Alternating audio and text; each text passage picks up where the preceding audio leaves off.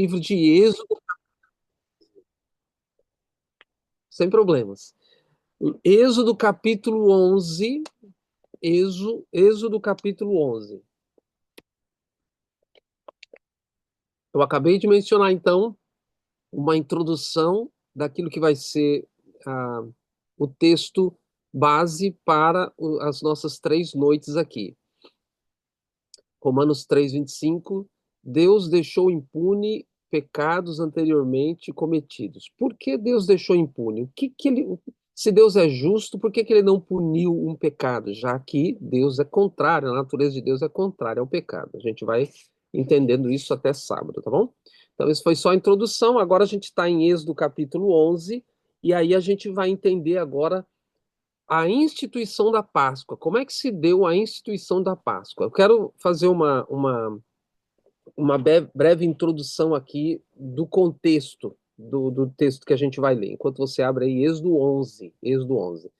Lembre-se que o povo de Israel cresceu muito no Egito. Lembre-se, José foi vendido como escravo, foi para o Egito, teve uma grande fome, e ele, como governador do Egito, salvou os egípcios e salvou também, naquela época, toda a população do mundo conhecido, e as pessoas iam até o Egito para comprar comida. Nessa ocasião, Jacó foi para o Egito, pai de José, e ali eles cresceram. O povo de Israel cresceu, se multiplicou muito. Morre aquele faraó que tinha sido tão bondoso para com José, entre aspas, né, o bondoso aqui. E aí esse outro faraó começou a oprimir o povo. E aí o povo de Israel passou a ser escravo no Egito. Então o povo de Israel escravo no Egito. E aí Deus chama Moisés, que tinha fugido do Egito, passou 40 anos no deserto, e aí Deus manda Moisés para o Egito e diz: "Vai Moisés para o Egito e liberta meu povo". Então o contexto aqui de Êxodo 11 é Moisés no Egito falando, tentando convencer Faraó para Faraó libertar o povo de Israel. E aí Deus manda Moisés junto com Arão e acontecem algumas pragas, 10 pragas, porque Faraó endureceu o coração e Deus envia 10 pragas. Só um parênteses aqui: as 10 pragas, Deus enviou as 10 pragas sobre ídolos, é, coisas, animais até, que os egípcios adoravam. Então é como se Deus estivesse minando a confiança dos egípcios nos seus deuses. Mas, parafraseando, é como Deus estivesse dizendo: olha, você vê a luz como um tipo de Deus, eu vou deixar vocês na escuridão para mostrar que esse Deus aí não é Deus. Você tem como Deus esse animal, eu vou ferir esse animal e você vai perceber que não faz sentido adorar um animal. Vocês têm um Deus da fertilidade, eu vou alterar então a colheita de vocês, enfim. Então Deus está atacando os ídolos do Egito. E a última praga é a praga dos primogênitos. É a 10ª praga, você conhece bem, estou só fazendo uma introdução aqui. E agora Moisés tem a missão de ir até Faraó e dizer para Faraó: Faraó, infelizmente são 9 pragas já e você não está atendendo. Eu quero lembrar vocês que essa foi a única praga que Deus já havia dito antes. Quer ver? Marca aí Êxodo 11, vá para Êxodo 4. Deixa marcadinho Êxodo 11. Mas em Êxodo 4, quando Moisés nem havia regressado ao Egito ainda, Deus estava falando com ele para ele ir até o Egito. Olha só o versinho 22. Êxodo 4, verso 22 diz assim: Dirás a Faraó: assim diz o Senhor, Israel é meu filho, meu primogênito. 23. Digo-te, pois, deixa ir meu filho para que me sirva, mas se recusares deixá-lo ir, eis que eu matarei o teu filho, o teu primogênito. Volta para Êxodo 11. Então, antes mesmo de Moisés ir para o Egito, Deus já tinha dito para Moisés: Moisés, se Faraó não deixar vocês saírem, já, já diga para ele que eu vou matar o primogênito dele. Agora lembre-se, Deus enviou 9 pragas antes dessa. É como se Deus estivesse dizendo. Alguns dizem que o Deus do Antigo Testamento, tem muitos cristãos que dizem que o Deus do Antigo Testamento é um Deus de ira e o Deus do Novo Testamento é o Deus de amor. Alguns dizem que são facetas de Deus diferentes. Não, absolutamente. É uma leitura equivocada, tanto do Antigo quanto do Novo Testamento. Perceba que aqui, no Antigo Testamento, que dizem que Deus é mais irado, etc., aqui, olha a misericórdia de Deus, a longanimidade. O que é longanimidade? Longo ânimo. Deus já tinha dito, Moisés, fala para Faraó que se ele não deixar o meu povo ir, eu vou matar o primogênito dele. Mas Deus manda 9 pragas. Deus manda a primeira dizendo, Faraó, eu não quero matar o seu filho. Então vai a primeira praga, só para você saber. Aí vem a segunda praga, Faraó, não quero matar seu filho. A segunda praga, fica atento. Faraó, a terceira praga. Faraó, a sexta praga. Faraó, não quero matar o seu filho. Já te avisei, mas você tá teimoso. A sétima praga, a oitava praga, a nona praga. Deus diz, ó, já tive muita misericórdia com você. Já mostrei que seus deuses não têm poder nenhum, não são deuses. Então eu vou ter que cumprir o que eu prometi. Então Deus manda 9 pragas por bondade, por misericórdia, com paciência com Faraó. Então esse negócio de Deus do Antigo Testamento é um Deus irado, absolutamente. É um Deus de misericórdia também. Então, voltemos para Êxodo 11, onde Deus vai falar para Moisés assim, verso 4. Êxodo 11, verso 4, a gente lê assim: Moisés disse: Assim diz o Senhor, cerca da meia-noite passarei pelo Egito. Grava essa informação. Eu tenho uma canetinha vermelha aqui. Se você tem aí, se você gosta de anotar na sua Bíblia, anote essa palavra passarei, passarei. Então vamos lá, verso 4 de novo. Moisés disse: assim diz o Senhor, cerca da meia-noite passarei pelo Egito, pelo meio do Egito, passarei pelo meio do Egito. Verso 5: E todo primogênito da terra do Egito morrerá, desde o primogênito de Faraó, que se assenta no seu trono, até o primogênito da serva que está junto a Mó, e todo o primogênito dos animais. Olha o verso 7. Porém, contra nenhum dos filhos de Israel, desde os homens até os animais, nem ainda um cão rosnará, para que saibais que o Senhor fez distinção entre os egípcios e os israelitas. Então, olha aqui para mim, deixa a sua Bíblia aberta. O que é que Deus está dizendo aqui? Deus está dizendo: olha, enfim, eu vou ter que enviar a praga que eu havia prometido lá, desde a primeira. Eu já enviei 9 pragas e Faraó não aceitou, Faraó endureceu o coração, então, infelizmente, eu vou enviar a praga que eu havia prometido. Eu vou ter que ferir o primogênito dele. E a Bíblia está dizendo, no verso 4 e 5, como é que isso vai se dar. O texto diz que cerca de meia-noite, Deus, o verso diz, verso 4, passarei pelo meio do Egito. E aí, a consequência de Deus passar pelo meio, verso 5 diz: todo primogênito da terra vai morrer, seja ele de animal, seja ele de ser humano. Todo primogênito vai morrer. E aí, no verso 7 diz que isso não vai acontecer com os israelitas. Então, veja, Deus já sabia que os israelitas, quem eram os israelitas? Os israelitas, inclusive, moravam num local separado, numa cidade separada no Egito. Então Deus já sabia quem eram os israelitas. Deus poderia muito bem ter enviado essa praga para matar os primogênitos, os animais, os seres humanos lá no Egito e ter salvado o povo dele, os judeus, os israelitas. Deus podia. Mas Deus salvou, ou Deus bolou um plano para fazer com que os israelitas participassem disso. Repito, Deus está dizendo que vai ferir os primogênitos da terra do Egito e não vai ferir os primogênitos dos israelitas. E Deus sabia quem eram os primogênitos, tanto dos israelitas quanto dos egípcios. Deus poderia ter enviado a praga e acabou, só vai matar os primogênitos do Egito. Mas Deus faz um plano para que os israelitas participem, de certa forma, desse processo. E aí a gente vai ler agora o capítulo 12.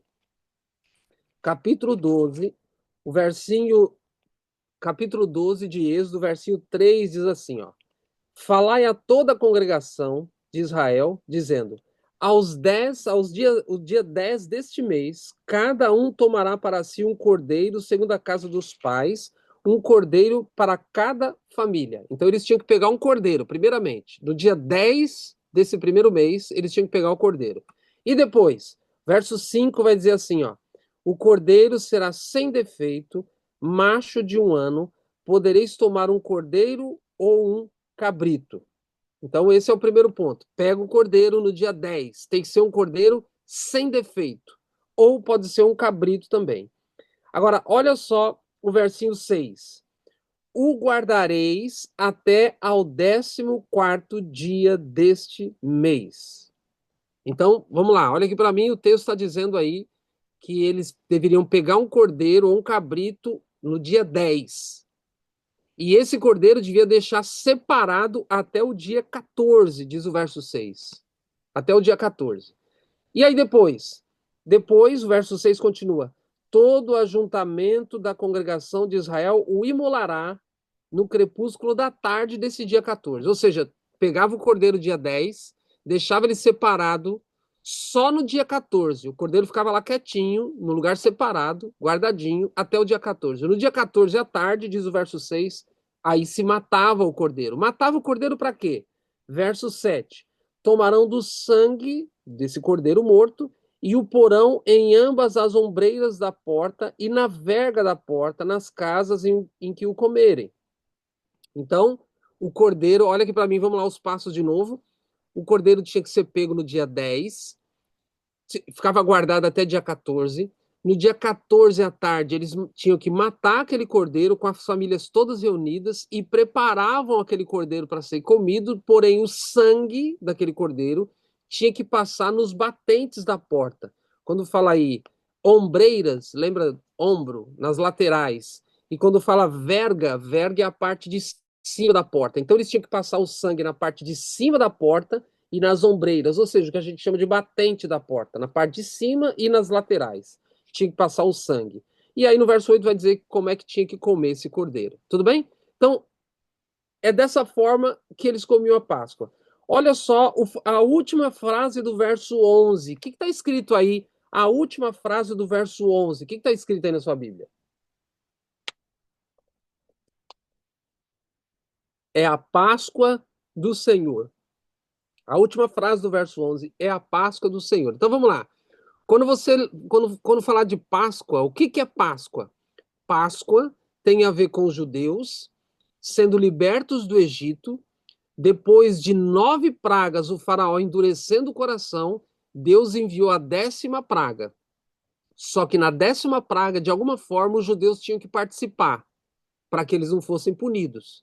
Como eles deviam participar? No dia 10 do primeiro mês, seria 10 de janeiro nosso, mas não é, tá? Só para você ter uma ideia. 10 do primeiro mês, eles tinham que pegar o cordeiro ou o cabrito. Deixa ele separado até o dia 14. No dia 14 à tarde, junta toda a família e imola. Corta o cordeiro, mata o cordeiro. Prepara a carne e o sangue passa nas ombreiras da porta. Tudo bem? Então, aí a Bíblia diz no verso 11: essa é a Páscoa do Senhor. Pronto, isso é Páscoa. Isso era Páscoa. Agora, para que tinha que passar esse sangue na ombreira da porta? Olha aí o verso 12. Lembra que eu pedi para você grifar a palavrinha passarei, que a gente leu lá no capítulo 11, verso 4? Olha ela se repetindo aqui, verso 12. Repito, Êxodo 12, verso 12. Porque naquela noite passarei pela terra do Egito e ferirei na terra do Egito todos os primogênitos, desde os homens até os animais. Executarei juízo sobre todos os deuses do Egito. Eu sou o Senhor. Verso 13. O sangue vos será por sinal nas casas em que estiverdes. A casa que você estiver morando, passa o sangue. Quando eu ver o sangue, passarei por vós, e não haverá entre vós praga destruidora quando eu ferir a terra do Egito. Perceba aqui uma coisa: esse verso 12 ensina o significado da Páscoa. Vou repetir para você, capítulo 11, verso 4, Deus disse lá: eu vou passar pelo meio do Egito. Olha a expressão passar. Estou em 11:4. Passarei pelo meio do Egito. Capítulo 12, verso 12. Passarei pela terra do Egito e executarei juízo. Só que no verso 13 vai dizer: passarei por vós. Olha a diferença. Quando fala que Deus, nessa praga, ia passar em relação aos egípcios, por meio dos egípcios. E quando vai falar dos israelitas, diz: passarei por vós.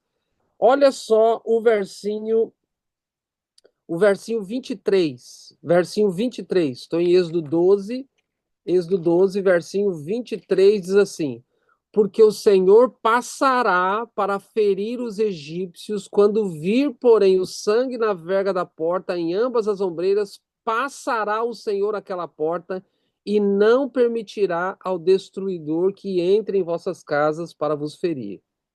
Olha só o versinho 27. Respondereis. O verso 27 faz sentido com o verso 26. No verso 26 diz: quando os vossos filhos os perguntarem, que rito é esse? Quando eles estiverem já libertos lá na terra deles, e vocês ensinarem para os seus filhos o que é isso, porque eles tinham que fazer essa Páscoa todo ano. Verso 26. Quando vossos filhos vos perguntarem, que rito é esse? Verso 27. Respondereis: é o sacrifício da Páscoa ao Senhor, que passou, que diz aí? Passou por cima das casas dos filhos de Israel no Egito, quando feriu os egípcios e livrou as nossas casas. Então o povo se inclinou e adorou. Então, queridos, repito, depois está sendo gravado aí, depois você pode ler de novo com calma e anota essas palavras: passarei, passarei, passarei, passarei. Entenda aqui uma coisa. Quando Deus fala que vai passar pelo Egito nessa 10ª praga, ele diz: vou passar pelo meio do Egito. Quando ele fala que vai passar em relação a essa 10ª praga, em relação aos israelitas, ele fala: vou passar por cima de vocês. Olha lá o versinho 27. Passar por cima de vocês. Olha lá o versinho 13. Vou passar por vocês. Passar por cima de vocês. Em relação aos egípcios, passar no meio dos egípcios. Queridos, aqui nos Estados Unidos, há dois nomes para a Páscoa. Um dos nomes é Passover. O que significa literalmente Passover? Passar por cima.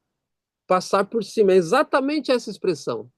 Então, Páscoa não tem nada a ver com coelho, Páscoa não tem nada a ver com ovo de chocolate, não tem problema a gente. Eu quero fazer alguma coisa com os meus filhos, alguma coisa diferente e tal. Não é pecado, nada disso. Mas Páscoa tem a ver com sacrifício. Páscoa tem a ver com Deus passando por cima do povo de Israel e passando no meio do povo do Egito. Isso é que é Páscoa. Então, quando a gente entende a Páscoa dessa perspectiva, a gente começa a entender melhor o sacrifício de Cristo. Então, vamos lá. O que tem a ver Jesus com essa Páscoa? Quero terminar lendo com vocês 1 Coríntios 5. 1 Coríntios, capítulo 5. O que tem a ver capítulo 5, 1 Coríntios, capítulo 5, verso 7. 1 Coríntios 5, verso 7. Vou abrir aqui. 1 Coríntios 5, verso 7, diz assim: lançai fora o velho fermento, para que sejais nova massa, como sois de fato sem fermento. Finalizando o verso 7, pois também Cristo, nosso Cordeiro Pascal, foi imolado. Então, queridos, o que a Páscoa nos ensina? Preste bem atenção no que eu vou dizer. Esse é o fechamento do estudo de hoje, e isso que eu vou dizer agora é a coisa mais importante para você entender o que a gente vai falar amanhã e sábado. Páscoa tem a ver com o sacrifício daquele que passou por cima dos pecados ou dos pecadores. Lembra qual foi o texto que eu comecei aqui na minha introdução? Romanos 3:25. Deus deixou impune os pecados anteriormente cometidos. Por que que Deus deixou impune? A Páscoa simboliza isso, passou por cima. Porque se ele fosse punir, ele passava no meio. Lembre-se? Deus foi fazer juízo contra os egípcios, então ele passa no meio. Em relação aos israelitas, ele passa por cima. E aí está dizendo aqui, Paulo está dizendo que Cristo é a nossa Páscoa. Então, a Páscoa, lembre-se, queridos, a Páscoa, a gente olha para um sacrifício que foi feito no nosso lugar, mas a gente também olha essa ira de Deus, porque a gente lembra lá dos egípcios que foram mortos. Então a Páscoa tem a ver com salvação, mas a Páscoa também tem a ver com alerta para a não perdição. Por isso a minha ênfase aqui, o meu título aqui, Páscoa, a ira de Deus. Então a gente tem que tomar assim um pouco de cuidado nesses últimos dias, porque muitos cristãos, muitos líderes religiosos estão dissolvendo o evangelho e apresentando um Deus de forma assimétrica. Lembre-se que a Bíblia diz que o caráter, a base do caráter de Deus, ele é santo. O livro do Apocalipse, eu já disse isso aqui, o livro do Apocalipse, os anjos lá no Apocalipse não cantam, quando vai falar para Deus, não cantam amor, amor, amor. Os anjos lá, leia lá no Apocalipse, nunca tem isso, os anjos cantando amor, amor, amor, ou os anjos cantando misericórdia, misericórdia, misericórdia. Também os anjos não cantam justiça, justiça, justiça, embora essas são características caracteres do caráter de Deus. Mas os anjos cantam santo, santo, santo. No Apocalipse se repete várias vezes os anjos no céu, os mundos criados, os universo cantando santo, santo, santo. Lembre-se, o caráter de Deus tem vários atributos. O amor e a justiça é apenas um deles. Mas ele é amor porque ele é santo. E ele é justiça porque ele é santo. Então eu quero nessas 3 manhãs tentar apresentar para vocês o caráter de Deus de forma não assimétrica. Eu quero mostrar o caráter de Deus de forma bastante equilibrada. Sim, Passover, a Páscoa é passar por cima. Sim, a Páscoa é misericórdia. Sim, a Páscoa é perdão. Sim, a Páscoa é remissão de pecados. Sim, a Páscoa é salvação. Mas a Páscoa também nos lembra desse Deus que puniu os primogênitos dos egípcios. Então a gente vai meditar sobre isso. Por exemplo, lá na cruz, Jesus está crucificado e ele diz: Deus meu, por que me desamparaste? Por que Deus desamparou Jesus? A gente vai estudar isso aqui entre amanhã e sábado. Outra coisa, será que Deus realmente não estava lá na cruz? Será que Jesus estava sozinho mesmo? A gente vai estudar sobre isso. Então, queridos, lembre-se que a Páscoa é um lembrete do caráter santo de Deus que detesta o pecado. Então, em relação ao pecado, a Páscoa nos mostra um Deus que passa por cima, mas também um Deus que passa no meio. Passar por cima é amor, misericórdia. Passar no meio é fazer justiça e juízo. E a gente depende apenas das nossas escolhas, das nossas decisões, para se em nossa vida ele vai passar por cima ou ele vai passar no meio. A gente vai estudar melhor isso amanhã e sábado. Tudo bem? Não sei se alguém tem alguma pergunta. Eu gosto de sempre deixar alguma pergunta. Eu oro primeiro, né, irmã Rose? Vamos orar então. Senhor Deus, obrigado a vida e a saúde, obrigado pela tua palavra, obrigado porque hoje entendemos melhor o significado da Páscoa lá nos seus primórdios, quando o povo de Israel estava sendo liberto do Egito. Louvamos o teu nome, Pai, porque o teu caráter é santidade. Louvamos o teu nome, Senhor, porque está revelado na tua palavra, de Gênesis a Apocalipse, que o Senhor sim é um Deus de amor, de misericórdia, de compaixão, e a gente pode toda vez que cairmos, que pecarmos, voltarmos os nossos olhos a ti, voltarmos a nossa fé, as nossas orações, as nossas súplicas, solicitando perdão dos pecados, e o Senhor prometeu que perdoará. Mas a tua palavra também diz que o Senhor é um Deus de justiça. A tua palavra diz que o Senhor canaliza a tua ira sobre o pecado. Então queremos pedir que nessas 3 manhãs o Senhor nos faça compreender melhor as facetas do teu caráter quando estudarmos sobre a Páscoa. Dá-nos um bom dia hoje, em nome de Cristo oramos. Amém. Ana, a Ana vai fazer a próxima oração. Continuando na tua presença, Senhor, louvamos e bendizemos ao teu nome pela noite de paz e de descanso e pelo despertar em boas condições para estarmos aqui com os nossos irmãos. Clamamos, Senhor, para que pelo poder que há no sangue de Cristo Jesus vertido na cruz, nós sejamos purificados e lavados de toda a nossa iniquidade, de todo o nosso pecado, Senhor. Aceita-nos, Pai, diante da tua presença nesse momento. Toma conta, Senhor, da vida do pastor Sandro. Ele estará conosco durante todo o restante dessa semana. Que tu possas ungir a vida do teu servo e usá-lo para a tua honra e para a tua glória. Abençoa também a Roseli e abençoa, Senhor Deus, todos aqueles que são usados por ti para na intercessão, na leitura do verso áureo e também, Senhor, na abertura da tua palavra. Senhor Deus, que quanto a nós outros ouvintes, que nós possamos sair daqui cheios do teu Espírito para sermos bons representantes do teu nome nesta terra, entre os nossos amigos de trabalho, os nossos familiares. Senhor Deus, que nós não saiamos de casa sem nos alimentarmos espiritualmente. Que não saiamos de casa, Senhor Deus, na certeza de que tu passastes do teu sangue nos umbrais das nossas portas físicas, espirituais e mentais. Deus de bondade, usa-nos, Senhor, durante este dia, para que nós sejamos vasos de bênçãos em tuas mãos.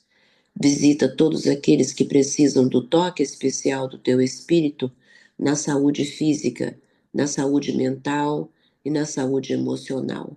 Liberta aqueles, ó Deus, que precisam de libertação na questão de vícios, na questão emocional, Senhor, aqueles que andam em depressão, aqueles que andam em dúvida, Senhor Jesus, do teu poder e da tua graça. Senhor, opera com a tua mão forte e poderosa, a fim de que os nossos filhos e os nossos netos, Senhor, ao irem para as escolas no dia de hoje, eles sejam poderosamente guardados e protegidos por ti. E que, Senhor, o mundanismo que há nas escolas, os ensinamentos tortuosos sobre as coisas espirituais, que em casa, Senhor, os pais tomem conta, Senhor Deus, de orar com seus filhos, de falar de Ti, Senhor, para fortalecer as mentes e os coraçõezinhos dessas crianças, desses jovens e juvenis que ainda precisam de orientação do Teu altar.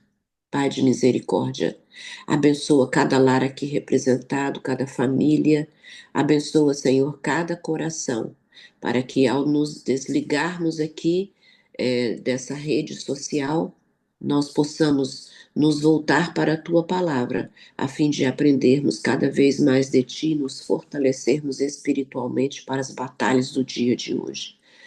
Guarda os nossos pés para que nós não venhamos andar por caminhos tortuosos. Unja os nossos lábios e cinja os nossos lombos, Senhor, a fim de que nós não venhamos fracassar na fé. Nós te pedimos estas bênçãos em nome de Jesus. Amém.